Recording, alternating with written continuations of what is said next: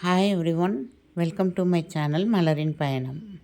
So நாம் இன்றைக்கி மலரின் பயணமாக எங்கே போயிட்டுருக்கோம் அப்படின்னா கொல்லி ஹில்ஸ் தாங்க. ஸோ இந்த கொல்லி ஹில்ஸ் போகிறதுக்கு மெயினாக 2 ரூட் இருக்குங்க. ஸோ ஒரு ரூட்டில் வந்து கிட்டத்தட்ட 70 ஹேர்பின் பென்ஸ் வரும். உங்களோட ரூட்டில் வந்து காரவல்லி அப்படின்னு காமிச்சதுன்னா கண்டிப்பாக அந்த 70 ஹேர்பின் பென்ஸ் வழியாக தாங்க போகிற மாதிரி இருக்கும். பட் இன்னொரு ரூட்டு இருந்தது. நாங்கள் போகிறப்ப அந்த 70 ஹேர்பின் பென்ஸ் வழியாக தான் ஏறி போனோம். பட் ரிட்டன் வந்து நாங்கள் முள்ளக்குறிச்சி அப்படிங்கிற ரூட் வழியாக வந்துட்டோங்க. அங்கே அந்தளவுக்கு ஹேர்பின் பென்ஸ்லாம் இல்லை. ஸோ இந்த இடத்துக்கு நாங்கள் வந்து லாஸ்ட்டு சண்டே மே 12 தாங்க போயிருந்தோம். நாங்கள் போகிற அன்னைக்கு கிளைமேட் நல்லா தான் இருந்தது. ரொம்ப வெயிலெல்லாம் இல்லை, ஓரளவுக்கு சில் கிளைமேட்டாக தான் இருந்தது. அங்கங்கே கொஞ்சம் தூறல் போட்டுட்டு தான் இருந்தது. ஸோ அதுக்கு முன்னாடியே 2 நாள் அங்கே தொடர்ந்து மழை கொஞ்சம் கொஞ்சம் பெஞ்சதுனால சில அருவிகளில் கொஞ்சமாக தண்ணி விழ தான் செய்யுது. அதுக்கு முன்னாடி தண்ணியே இல்லாமல் இருந்தது, கொஞ்சம் தண்ணி விழ தான் செய்யுது அப்படின்னு சொல்லியிருந்தாங்க. ஸோ இந்த 70 ஹேர்பின் பென்ஸ் இருந்தாலே இந்த ரோடு வந்து நல்லா தாங்க இருந்தது. எங்கேயும் ஃபால்ட் இல்லை, ரோடெல்லாம் நல்லா குட் கண்டிஷனில் இருந்தது. பட் நம்ம கொஞ்சம் ஸ்லோவாக தான் போகிற மாதிரி இருந்ததுங்க. ஒரு அப் டு ஒரு 30 ஹேர்பின் பென்ஸ் போகிறதுக்குள்ளே நமக்கே தலை சுற்றுற மாதிரி ஆயிடுச்சு. அந்தளவுக்கு அடுத்தடுத்து பக்கத்தில் அந்த மாதிரி இருந்தது அந்த ஹேர்பின் பென்ஸ் எல்லாமே. ஸோ 18th ஹேர்பின் பென் வர்றப்போ பார்த்திங்கன்னா ஒரு சின்ன வியூ பாயிண்ட் மாதிரி இருந்ததுங்க. அங்கே இறங்கி பார்க்குறப்ப ரொம்ப அழகாகவே இருந்தது. ஸோ கண்டிப்பாக நீங்கள் போகிறீங்க அப்படின்னா ஒரு பக்கமாக நீங்கள் இந்த ஹேர்பின் பென்ட்டை சூஸ் பண்ணிவிட்டு போங்கங்க. கண்டிப்பாக போகிற வழியில் பார்க்குறது வந்து நல்லா இருக்குது வியூ பாயிண்ட்டு. இல்லை கார் வந்து ஹில்ஸில் ஓட்டுறது எனக்கு பழக்கம் கிடையாது அப்படின்னு நினச்சிங்கன்னா நீங்கள் வேறு ரூட் எடுத்துக்கோங்க. ஸோ எனக்கு சாலிடாக வந்து ஒரு 1 ஹவர் ஆச்சுங்க இந்த 70 ஹேர்பின் பென்ஸ் முடித்து வர்றதுக்கு. இது 68th ஹேர்பின் பென்னில் வந்து இங்கே ஒரு சின்ன கோயில் இருந்துச்சு, நாச்சியம்மன் கோயில்னு. ஸோ மழை காலத்தில் பார்த்திங்கன்னா இந்த நாச்சியம்மன் கோயில் கிட்டேயே வந்து ஓடை போகும் போல் இங்கில். ஸோ இந்த ஓடை வழியாக வந்து நிறையா தண்ணி ஃப்ளோ ஆகி போகும் போல் உங்களுக்கு. ஸோ இங்கேயே குளிக்கிறதுக்கு அப்போ வந்து இங்கேயும் குளிப்பாங்களாம். ஸோ உங்களுக்கு அந்த ஓடப்பாதையோட ஃபோட்டோஸ் கிளிப்பிங் ஆட் பண்ணியிருக்கேங்க. இது வந்து ரெய்னி சீசனில் வந்தீங்க அப்படின்னா இப்படி இருக்கும். ஸோ நெக்ஸ்ட்டு இங்கேருந்து வந்து 2 ஹேர்பின் பென் திரும்பி வந்தீங்க அப்படின்னா நம்ம கொல்லி ஹில்ஸ்குள்ளே நுழைஞ்சிடலாங்க. நுழைஞ்சிட்டா அங்கங்கே வந்து நிறையா டீ கடை, அப்புறம் பணியாரம் சுட்டு விற்கிறது இந்த மாதிரி தான் இருந்தது. டிஃபன் கடைன்னு ப்ராப்பராக அந்த மாதிரிலாம் எதுவும் இல்லை. ரோடு நல்லா அகலமாக தாங்க இருந்துச்சு. ஆனால் ஹார்ன் பண்ணிக்கிட்டே போக வேண்டியது இருந்தது. ஸோ ஒரு சில நேரம் ஹார்ன் சத்தம்லாம் கேட்டுச்சுன்னா மேலேருந்து இறங்குற ஹார்ன் சவுண்டா இல்லை நமக்கு பின்னாடி ஏறுறவங்களோட ஹார்ன் சவுண்டா அப்படிங்கிறது கூட கொஞ்சம் கன்ஃபியூசிங்காக தான் இருந்தது. ஸோ இந்த கொல்லி ஹில்ஸ்க்குள்ளே என்ட்ரானதும் இந்த மாதிரி ஒரு 2 தூண் வருங்க, அண்ணா சாலைன்னு. இந்த இதுக்குள்ளே தான் நம்ம நுழையணும். அதுக்குள்ளே நுழைஞ்சால் தான் நம்ம எல்லா வியூ பாயிண்ட்ஸு எல்லாமே போகிறதுக்கு கரெக்டாக இருக்கும். ஏன்னா இங்கே வந்து மேப் எதுவுமே ஒர்க் ஆகலைங்க. டவரு ஏர்டெல் தான் வச்சுருந்தோம், ஏர்டெல்லும் கிடைக்கல, வோடஃபோனும் கிடைக்கல இங்கே. ஸோ நாங்கள் ஃபஸ்ட்டு வந்தது வந்து நம்ம அருவி. இந்த அருவிக்கு பேர் நம்ம அருவி. அங்கே இங்கேருந்து வியூ பாயிண்ட் ரொம்ப சூப்பராக இருந்தது, நல்லா இருந்தது.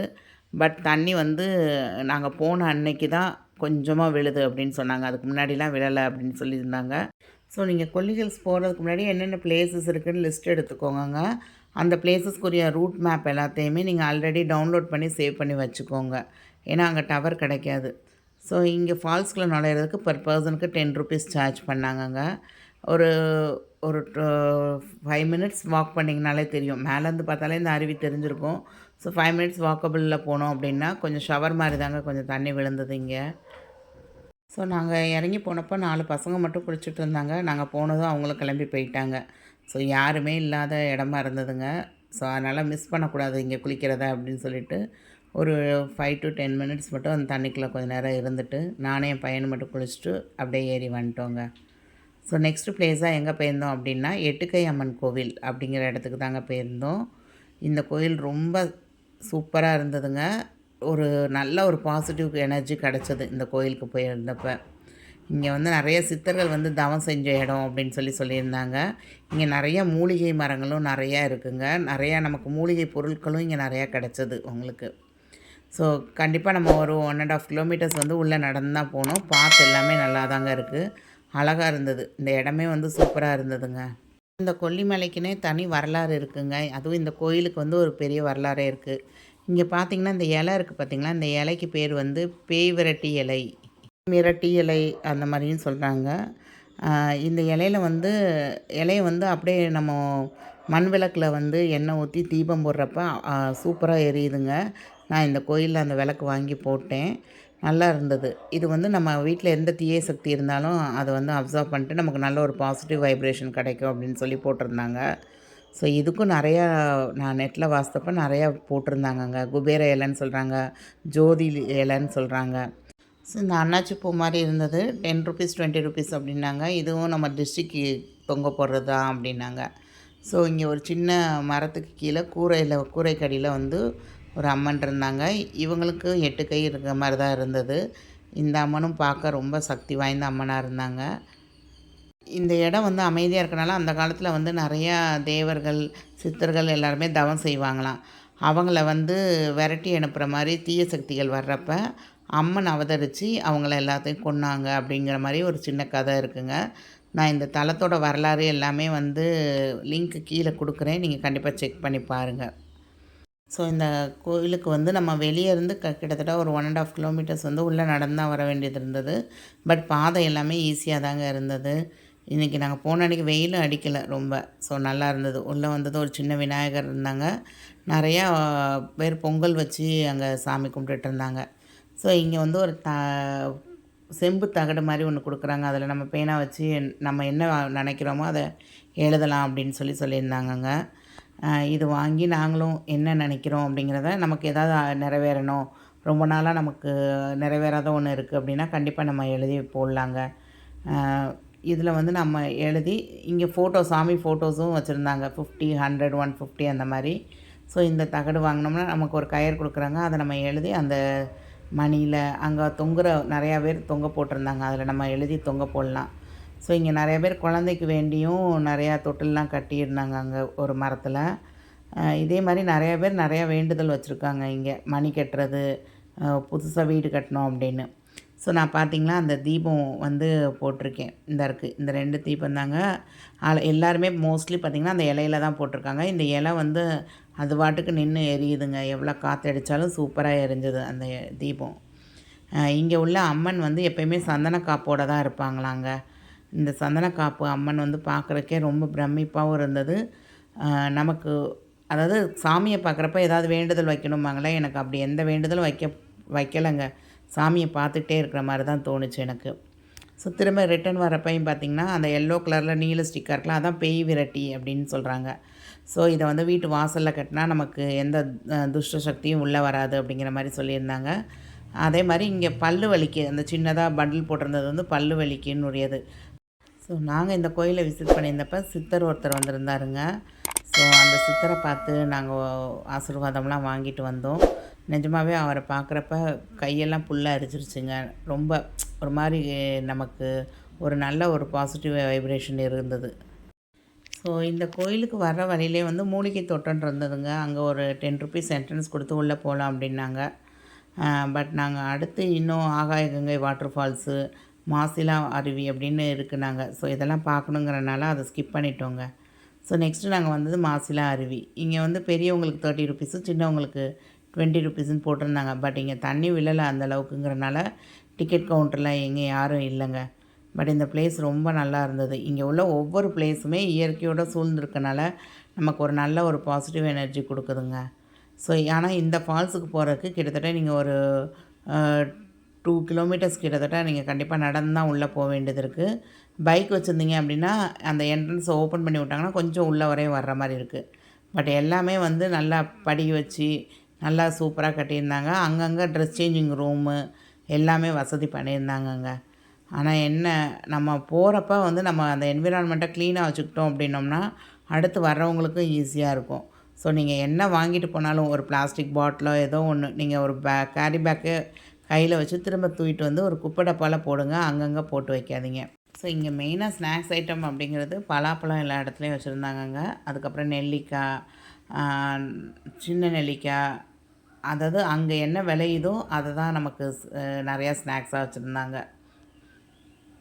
மாசிலா அருவி உள்ளே வர்றப்பே பார்த்திங்கன்னா ஒரு நல்ல ஒரு ப்ளே ஏரியா இருந்ததுங்க. சின்ன பிள்ளைங்கன்னு இல்லை, பெரியாள் முதற்கொண்டு எல்லோரும் விளையாண்டுட்டு இருந்தாங்க அதில். அதுக்கப்புறமா பெரிய ஒரு ஷெட்டு மாதிரி போட்டிருந்தது. அங்கே சாப்பாடு எதாவது கொண்டு வந்தால் உட்காந்து சாப்பிட்லாம், அந்த மாதிரி ஒரு ரெஸ்ட்டு எடுக்கிற ஏரியா மாதிரி ஒன்று போட்டிருந்தாங்க. ஸோ இதையும் மீறி இன்னும் ஒரு 150 to 200 மீட்டர்ஸ் ஃபுல்லாக நுழைஞ்சிங்கன்னா இந்த அருவி தாங்க மாசிலா அருவி. நான் இதில் வந்து இப்போ தண்ணி விழலை, ரொம்ப கம்மியாக தான் விழுந்தது. லேடீஸ் சைடு ஜென்ட்ஸ் சைடு 2 இருக்குது. நான் இது வந்து உங்களுக்கு பக்கத்தில் கிளிப்பிங் ஆட் பண்ணுறேங்க.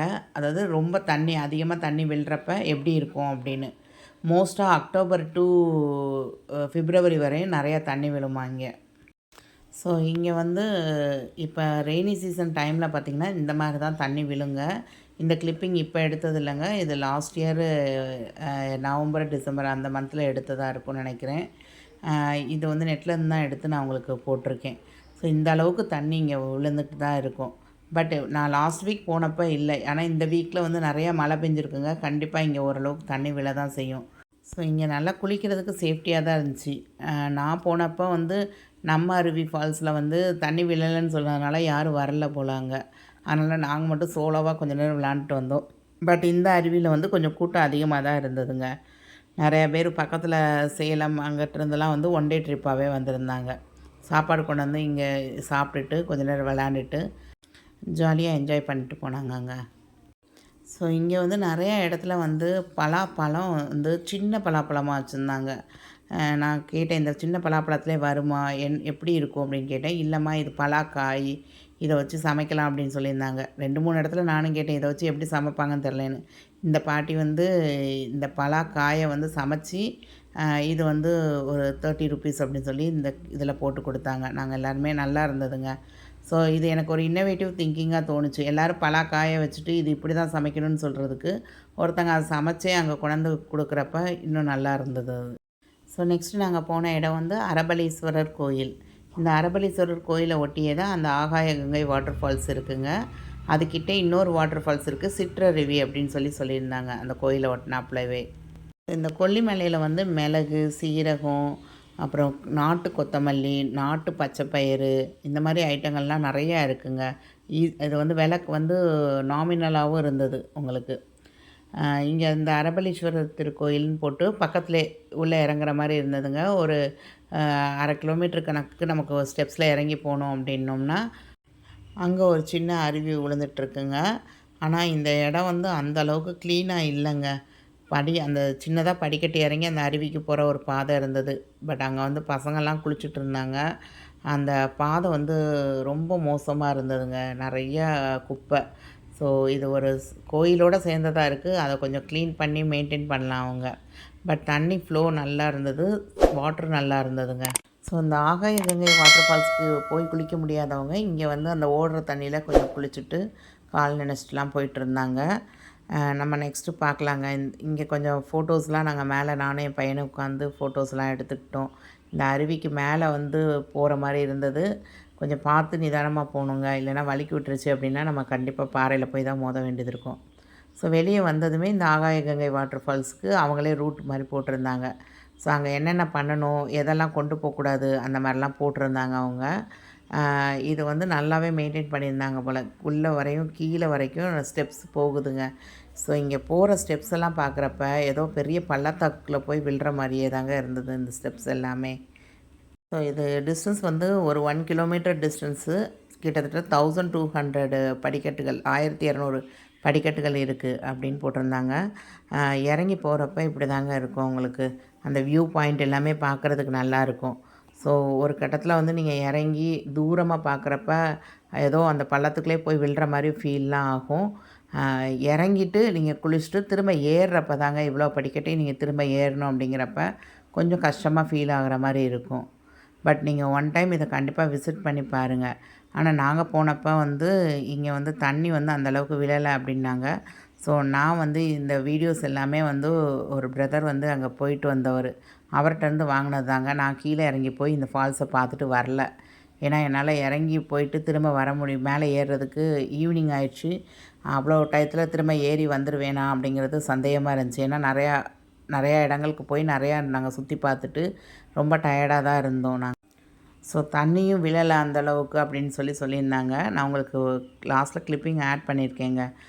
இந்த பிரதர் தான் வந்து போயிட்டு எனக்கு நிறையா வீடியோஸ்லாம் ஷேர் பண்ணாங்க. மேலே வந்ததும் கேட்டப்ப, இல்லை நீங்கள் போகாதீங்க, இப்போ தண்ணி ரொம்ப விழலை, நீங்கள் போய் திரும்ப ஏறி வர்றது கஷ்டம் அப்படின்னு சொல்லிட்டு அவர் தான் வீடியோ கிளிப்பிங்ஸ்லாம் ஷேர் பண்ணியிருந்தாங்க.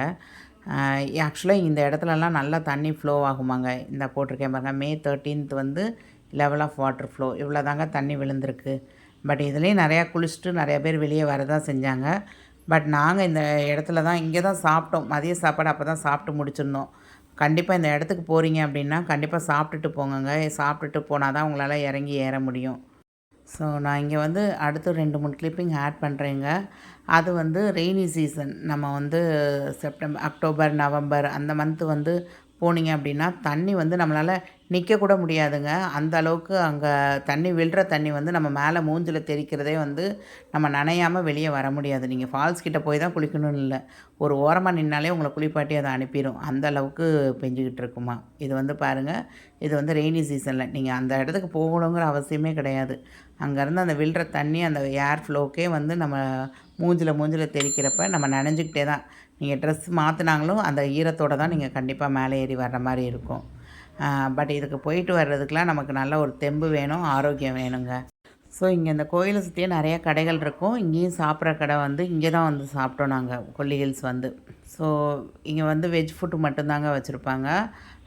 இதான் அரபலீஸ்வரர் கோயில். இந்த கோயில் வந்து நல்லா இருந்ததுங்க. சுற்றி அந்த பிரகாரம் எல்லாமே ரொம்ப அமைதியாக ரொம்ப நல்லா இருந்தது. இதில் மெயினாக எனக்கு என்ன பிடிச்சிருந்தது அப்படின்னா, அந்த கோட்டச்சோறு மேலே வந்து நிறையா அங்கங்கே வந்து சித்தர்கள் உட்காந்து தவம் பண்ணுற மாதிரியே அவங்க வடிவமைச்சிருந்தாங்க. அது பார்க்குறதுக்கே ரொம்ப நல்லா இருந்ததுங்க. இங்கே வந்து உள்ளே போய் சாமி கும்பிட்றப்ப அந்த மூலவரையும் நான் வந்து சின்ன வீடியோ எடுத்தேன். எடுத்ததுக்கப்புறம் தான் பார்த்தா அங்கே வந்து இங்கே ஃபோட்டோ எடுக்க அனுமதி இல்லை அப்படின்னு போட்டிருந்தாங்க. அப்போ அந்த ஐயர் சொன்னார், நீங்கள் எங்கே போனாலுமே வெளியே பிரகாரம் இதெல்லாம் எடுங்க, பட் உள்ளே வந்து மூலவரை எப்பயுமே நீங்கள் ஃபோட்டோ எடுக்காதீங்க அப்படின்னு கொஞ்சம் ஸ்ட்ரிக்டாகவே தாங்க சொன்னார். சரின்னு நம்மளும் கேட்டுக்கிட்டோம். ஸோ அதனால் நான் அந்த கிளிப்பிங்ஸ் எல்லாத்தையுமே டெலிட் பண்ணிட்டேங்க. நான் எதுவுமே அதில் ஆட் பண்ணல. ஸோ இங்கே சாமி கும்பிட்டு வந்து இங்கே கொஞ்சம் பிரியாணி ஜாமான் இதெல்லாம் வந்து அரைக்கணும்னு நினச்சிருந்தேங்க. இங்கே விலை காஸ்ட் வந்து நாமினலாக இருந்தது. நம்ம ஊரில் வாங்குறதுக்கும் இங்கேக்கும் ஒரு 25% கம்மியாக தாங்க இருந்தது. நல்ல குவாலிட்டியாகவும் இருந்தது. அதனால் இங்கே வாங்கிட்டு சாம்பிராணியுமே இங்கே நல்லா இருந்தது. நான் சதுரகிரியில் சாம்பிராணி வாங்கியிருக்கேங்க. அதே மாதிரி இங்கேயும் நல்லா இருந்தது.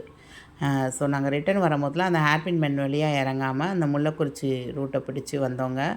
ரொம்ப நல்லா இருந்ததுங்க. எல்லா பக்கமும் நெல் விளைஞ்சிருந்ததுங்க. அந்த நெல்லை தான் ரோட்டில் போட்டு அவங்க ஊமியை எடுத்து அந்த நெல்லை பிரித்து எடுத்துகிட்டு இருந்தாங்க. சூப்பராக இருந்ததுங்க. இந்த வர்ற பிளேஸஸ் வந்து ரொம்ப ரொம்ப பிடிச்சிருந்ததுங்க எனக்கு. மேலே ஏறுறப்ப ஹேர்பின் பெண்ட் வியூ வந்து ஒரு பக்கம் நல்லா இருக்குது அப்படின்னா, இந்த ரூட்டில் வர்றப்ப மழை வர ட்ரெஸ்லாம் ஆகிட்டு இருந்ததுங்க. ஸோ சூப்பராக கிளைமேட்டை என்ஜாய் பண்ணிட்டு வந்தோம். இங்கே நிறையா வர வழியில் ஒரு இடத்துல நிறையா குரங்கு இருந்துச்சுங்க. ஸோ கொண்டு போன ஸ்நாக்ஸு, ஃப்ரூட்ஸு எல்லாத்தையுமே வந்து அந்த குரங்குகளுக்கு ஷேர் பண்ணிவிட்டு இங்கேருந்து அந்த வியூ பாயிண்ட் எல்லாமே ரொம்ப நல்லா இருந்தது. அப்படியே சுற்றியும் மலை அழகாக இருந்ததுங்க பார்க்குறதுக்கே. ரொம்ப நேரம் இந்த இடத்துல ஒரு 15 minutes to 20 minutes இங்கேயே இருந்தோம் நாங்கள். கொஞ்சம் நேரம் இருந்து இங்கே நிறையா குரங்குகளுக்கெலாம் ஃபீட் பண்ணிவிட்டு அப்புறம் தான் கிளம்பி வந்தோம் நாங்கள். இன்னும் பார்க்குறதுக்கு பொட்டானிக்கல் கார்டன், போட்டிங் அந்த மாதிரி இன்னும் 2, 3 பிளேசஸ்லாம் இருக்குது அப்படின்னு சொல்லியிருந்தாங்க. பட் நாங்கள் கொஞ்சம் சூரிய வெளிச்சம் இருக்கிறப்பே நம்ம இறங்கிடுவோம் அப்படின்னு சொல்லிட்டு தான் நாங்கள் கிளம்பி வந்துட்டோங்க. ஸோ நீங்கள் யாராவது போகணும் அப்படின்னு நினச்சா கண்டிப்பாக இந்த சம்மர் வெக்கேஷனில் இந்த கொல்லி ஹில்ஸ் போயிட்டு வாங்கங்க. இது ரொம்ப சேஃப்டியான பிளேஸ் தாங்க. ரோடு வந்து 2 பக்கமுமே நல்லா தான் இருந்தது. இந்த ரோடு நல்லாயிருக்கு, அந்த ரோடு நல்லா இருக்குன்னு இல்லை, 2மே நல்லா தான் இருக்குது. ஸோ ஒரு பக்கம் வழியாக நீங்கள் ஏறிட்டு இன்னொரு பக்கம் வழியாக இறங்கி கண்டிப்பாக என்ஜாய் பண்ணிவிட்டு வாங்க. ஸோ இந்த வீடியோ உங்கள் எல்லாேருக்கும் ரொம்ப பிடிச்சிருக்கும் அப்படின்னு நினைக்கிறேன்.